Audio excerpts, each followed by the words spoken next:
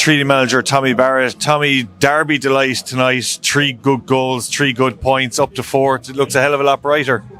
Yeah, look, like Mike, I keep saying it's a long season. Like the First Division and the League of Ireland Premier football's a grind. Like, you know, it's a grind. You just have to, you know, bounce back when things don't go right for you. But look, like, anyone can beat anyone in this division. I keep saying it, and Kerry had their chances tonight as well. We took ours. I'd say you knew tonight was going in the right direction, because after 8 minutes a ball went in over the touchline. Your touch was absolutely perfect. You must have thought at that stage everything was going to be at a happy ending. Yeah, I have to do a bit of showing off now and then, Mike, you know yourself. But yeah, actually, you have to have a bit of fun too. Yeah, look, it was unfortunately missed the penalty. A good save, and we kept going. That's the main thing. We kept plugging away. We talk about the importance of the first goal. It was massive just before half time, because you come in after missing a penalty. It's a different team talk. Was it important to get that goal just on the stroke of the 45th minute? I think so. Yeah, I think it was very important. You know, Nico does really well, and he's fouled. And in fairness, David Tammy put enough power in it. You know, the keeper got a good hand to it, but he put enough power in it to finish it. And I think we came out the second half, and we knew that they'd be defensive. You know, they'd from the start, and you know, we knew we had to play a bit more and be a bit more patient. But then we had to change our game then, because obviously they pressed a bit more, and then the gap started to open up, and it was great. We probably should have got more in the second half. You know, no, they could have got 1 or 2 as well, in fairness. But you know, we probably should have been out of sight. Was it a reaction, the way you changed the team up a bit tonight? Nico came in on the right, you moved Carl over to the left. You made a couple of changes, Tarmy up top as well. Was that a reaction to the defeat last week, or because of it was the opposition in Kerry? It's a bit of both, Mike. Nobody's nailed their place. Like, you know, like probably a few players have, you know, but it's very difficult to pick a first 11 and a squad, because I signed a lot of players, you know, and there's lads left out of a squad tonight that have done okay for me last year and this year. And it's just those tough decisions you have to make as a manager. It's tough on the lads, but it's a very competitive squad, and the lads know that. You know, that I'll pick lads in form, and I'll pick lads that I think can win a game. You know, we weren't great in the first half last week.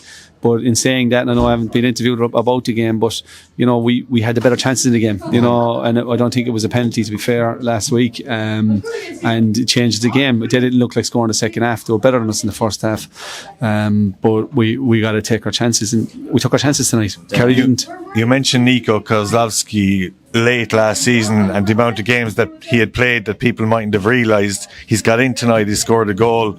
You'd obviously think now that he's going to push on from here. He's got all the ability in the world.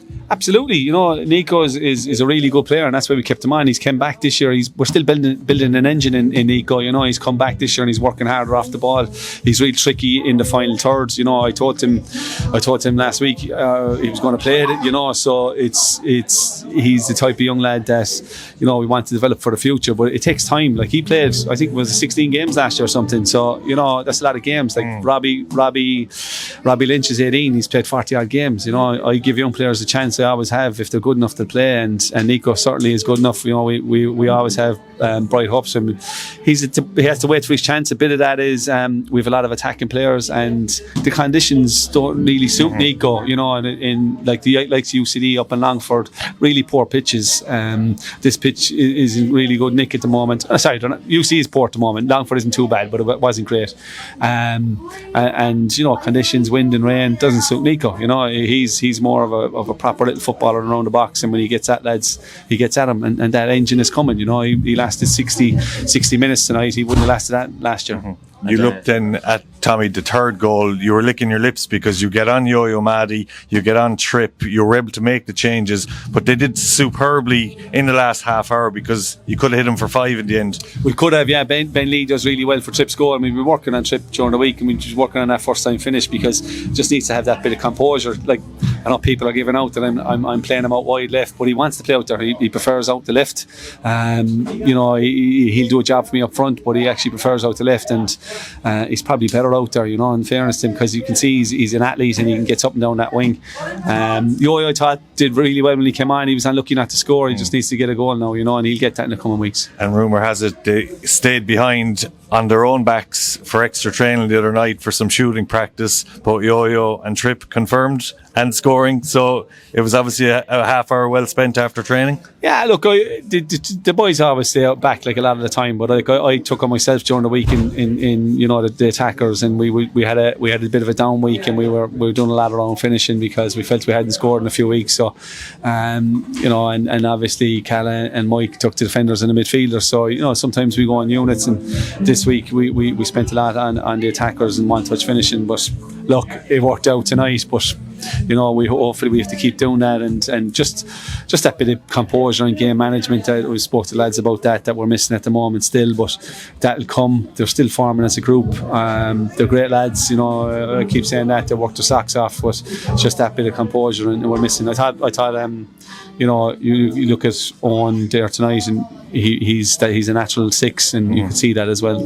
And Tommy, you think then Bray got off to a poor start, but they're now second on 15 points. You go there next week, it's back on an all-weather again, so you'll probably mix it up. But a real test now going to Bray, who've surprised everybody of late. Absolutely, they have. You know, I think they're unbeaten since the last. Well beaten by Harps, you know. It was 5-0, I think. So I think they've won 3 or 4 in a row. They've drawn one and won 3. 15 points. Yeah, you know, so that's you know, it's unbelievable. Particularly they're such a young squad and young team, and they've got a few bits of experience around the place. But I thought they've been very clever in their recruitment. They recruited probably the best young players in around the Dublin region, and they're giving them a chance, and to be grinding out 1-0s, you know, it's fantastic. Especially UCD in that loan. Now I know they were down 10 men for a long time, but you know, after bouncing back like that, you know, it's going to be tough. But look, we're not going to fear anyone. You know, we're the only teams to take points off Dundalk, so you know, we'll go up to Bray and we'll go up confident.